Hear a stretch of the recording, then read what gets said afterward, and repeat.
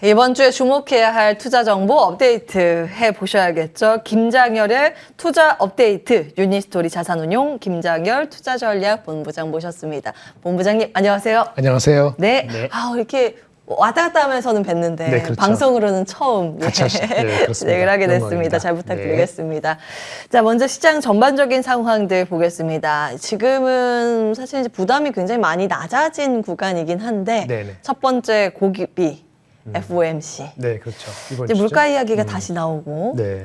통화 정책의 방향에 대해서 다시 시장이 설정을 하게 될 텐데 어디에 주목을 하면서 시장을 대응해야 될까요? 일단 FOMC 이번 주 화요일, 수요일 하고 그 전에 CPI 직전에 발표되고 PPI 나오잖아요. 예. 금리 인상을 이번에 안 한다는 것이 70% 확률로 잡고 있으니까 만약에 금리를 올릴 수밖에 없는 상황에 CPI가 엄청나게 높게 나오면은 안 좋겠죠. 예. 근데 아마 확률적으로는 그렇지 않다고 사람들이 보는 것 같고요. 근데 설사 이번에 금리 인상을 안 하더라도 7월 26일 날 된 다음 FOMC는 또 시간이 남기 때문에 예. 이번에 금리 인상을 안 하더라도 다음에도 금리 인상을 멈추거나 아니면 인하할 것이냐 이런 인디케이션을 주지는 않을 것 같아요. 올린다는 이야기도 있던데. 그러니까요. 그러니까 올릴 수 있는 여지를 두는 정도로 코멘트를 하게 되면 거기까지는 시장에서 예상을 하는 거죠. 네, 금리를 이번에 안 올리고 스킵 너는 포즈. 그 다음에는 올릴 수도 있다. 그래 올려. 거기까지는 오케이인데 그 다음에는 또 어떤 시츄에이션이 모르니까 시장은 이제 그런 거보다도 좀 더 표하고 파월 의장의 코멘트의 뉘앙스 이런 정도에 더 초점을 맞춰서 시장은 그렇죠. 우리 시간으로 목요일 아침이 되겠죠. 예. 그때 영향을 좀 미칠 수는 있겠죠. 근데 오늘은 미리 좀 지난주에 많이 달렸지 않습니까? 반도체 포함해서. 예. 그러니까 약간의 경계감 내지는 약간 숨고르기 정도로 하는 분위기인데 전체 시장은 미국이나 한국이나 작년 10월 저점 대비해서 20%서 혼쭐 넘었기 때문에 예. 이게 뭐 하루 이틀 반락이 아니고 추세적으로 뭐 장이 5% 7% 빠지지 않는 한 일단 골드락스로 들어갔다. 이런 컨센서스가 어느새 잡힌 것 같아요. 예. 분위기는 뭐 다음 주, 다다음 주까지는 크게 요동칠 것 같지는 않은데 어쨌든 이번 주를 잘 넘기기를 바라는 거죠. 그래서 전체적으로는 뭐 시장 안 좋게 보는 거는 한국은 반도체, 미국은 빅테크, AI, 뭐 엔비디아 뭐 이런 식의 테슬라 이런 식의 일정 종목으로 몰리다 보니까 이게 건강하게 되려면 다른 작은 주식이라든지 순환적으로 이렇게 스프레드가 돼야 되는데 그렇게 될 수 있다라고 보시는 분은 여기서 룸이 한 5%, 17%더 있다고 보는 거고 그렇게 하기에는 경제 매크로가 여전히 확실치는 않으니 숨고르기를 하자 이런 식의 의견으로 약간 나눠 있긴 하는데 일단 뜨뜻미지근한 넘버가 나오기를 CPI에서 바라고 있는 것 같아요. 뜨뜻미지근하게 가는 분위기, 그게 골디락스니까. 그래서 분위기는 아직까지는 나쁘지 않은 것 같습니다. 골디락스로 해석할 만한 여지가 있는 수치가 나온 다음에 시장이 조금 더 네. 불마켓으로 네, 조금 더 갈 여지가 있어요. 5%, 10%만. 5%, 10% 네. 정도의 상승의 룸은 좀 남아 있다라는 부분, 뭐 이게 충격적인 지표가 나오지 않는 네, 그렇죠. 한의 조선자. 볼까요? 다음 주 이번 주 일정, 주요 일정 한번 보시면 말이죠. 예. CPI 넘버가 시장이 기사하는 게 한 0.2% 먼스 오브 먼스 전월 대비인데 코어는 0.4%, 그러니까 그냥은 0.2%, 코어는 0.4%, 전월도 0.4%니까 예를 들어서 코어가 0.6이 나온다든지 헤드라인이 0.4 나온다 이렇게 나오면 조금 좀 경계감이 있겠지만 놀랄 수는 있겠죠. 예. 그렇죠. 0.2, 0.4% 정도로 나오면은 뭐 다음 날 FOMC 미팅에서 금리를 동결하는 거 자체 일단 지켜보자는 그런 원래 스탠스대로 가는 게 정당하다라고 받아들일 거기 때문에 예. 그다지 문제가 안 될 것 같고요. 그다음에 이번 주 중에서는 목요일인가요? 오늘 10, 14, 14, 15 목요일이네요. 15일 날 중국의 지표도 약간 중요해요.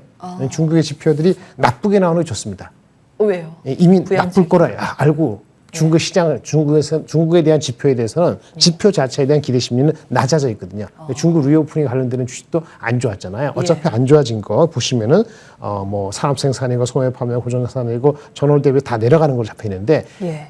많이 내려갈수록 충격적인 어느 더 내려갈수록 중국에서의 부양 정책에 대한 기대 심리가 나타날 것 같아요.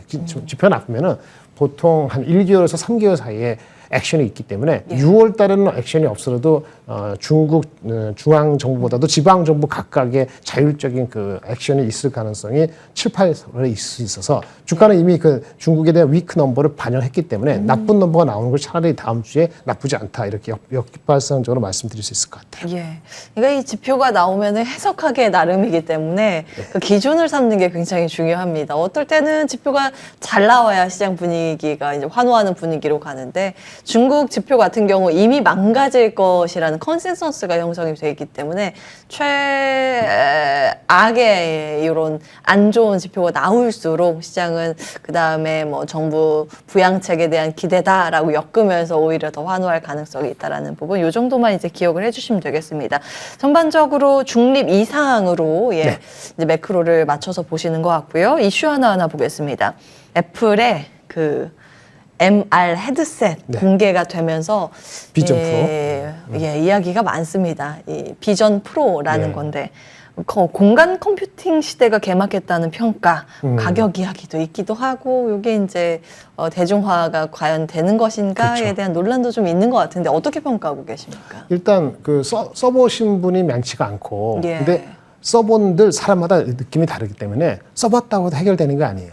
무슨 얘기냐면은 이런 신제품이 나올 때는 예.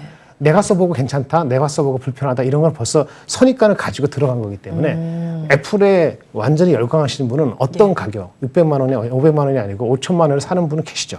우리가 얘기하는 거는 500만 원에 사는 사람이 없느냐, 5천만 원에 사는 사람이 얼마냐 이런 개념을 하는 게 아니고 예. 대중화로 갈 수 있는 어떤 힌트가 있느냐에 따라서 주가에 영향을 미치는 거거든요. 예. 일단 결론은 벌써 일주일 지났으니까 그 애플 주가에 영향이 별로 안 미쳤잖아요. 예. 그거는 지켜보자는 얘기고 그 이유는 실제 제품이 나오는 게 내년도 초기 때문에. 네. 그럼 나와 있는 이 제품을 어떻게 애플이 컨셉하고 시장에 대해 얘기를 했느냐, 예. 우리가 어떻게 받아들여야 하는데 우리가 혁신이라는 거는 그 가장 중요한 요인이 와우한 거라고 보여지거든요. 와우. 몇 가지, 예, 그렇죠. 예. 몇 가지 요인이 있는데 누구한테는 와우가 전부예요.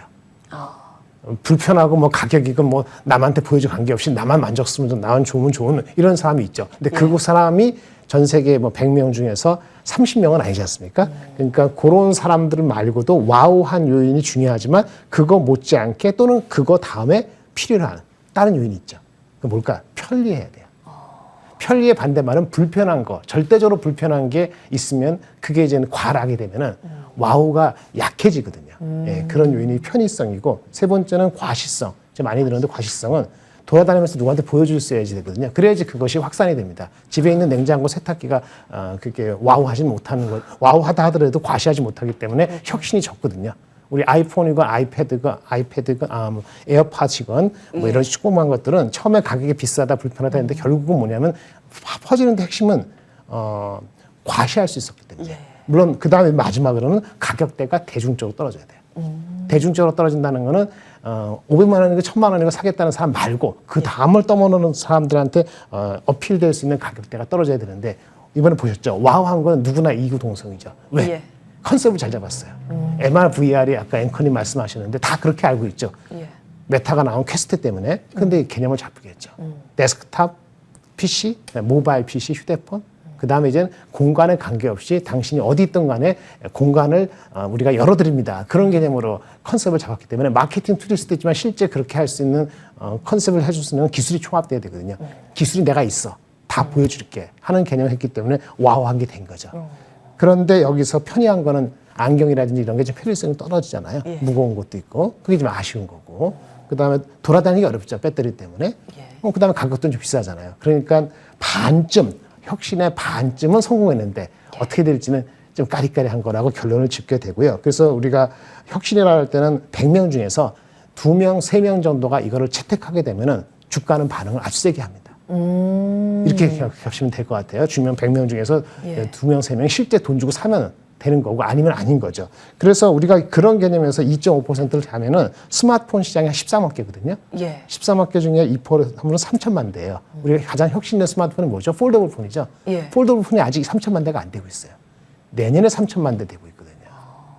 그다음에 우리 TV 시장이 있죠. TV가 한 2억 5천만 대인데 TV 시장에서 하이엔드 비싼 텔레비 있잖아요. 이게 한 600만 대 되거든요. 1,500불, 2,000불 이상 되는 거. 예. 그러니까 그러면 우리 비전 프로가 얼마만큼 팔 수 있냐라고 토탈 액세스에서는 마켓을 한번 해야 되는데 예. 일단은 그 마켓 하기 전에 핵심적인 거는 아까 말씀드린 것처럼 편의점 다 말씀을 드렸고 적정한 가격은 내년도에 나오는 제품이 아닌 내후년도에 나올 수 있는 보급형 제품이 나왔을 때 판가름 되는데 예. 신제품에 대한 스펙은 내년에 나올 거니까 내년도 돼야 된다는 말씀을 드리고 그리고 이제 애플리케이션에 대해 보면은 중고가 TV 시장이 아까 2억 5천만 대에서 한 2천만 대 정도가 1,500불 이상이거든요. 네, 2천만 대 정도. 그러면 여기 아주 중고가 TV에서 중고가 아니고 아주 높은 가격대 TV 시장에서 한 20% 정도인 한 500만 대 정도는 제가 봤을 때는 이것은 영향을 받을 수 있다. 비전 프로가 데스크탑 PC라든지 휴대폰을 대체하는 개념보다는 예.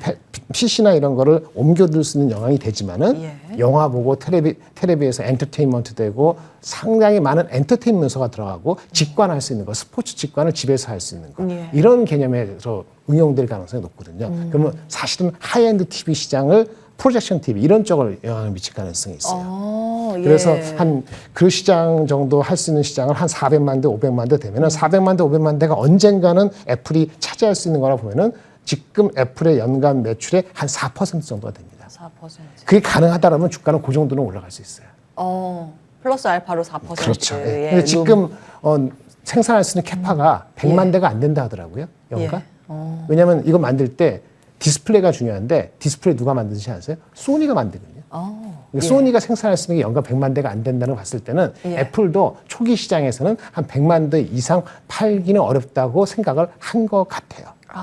그러니까 타겟하는 이제 시장층의 분석에 따라서 이게 호재가 되느냐 그렇죠. 아니냐에 갈렸는데 하이엔드급의 공간 컴퓨팅의 개념 네. TV를 대체하는 그 수요를 한다면 충분히 플러스 알파가 될 수 있다는 부분. 그렇죠. 자, 그렇다면 국내에서 시간상 간략하게 수혜주를 네, 좀 수혜주는 살펴봐야 보시면은 될 것 비전 프로에 지금 나가고 있는 그 뭐지 그 부품들이 반도체 스스로 만들고 디스플레이하고 카메라가 있어요. 예.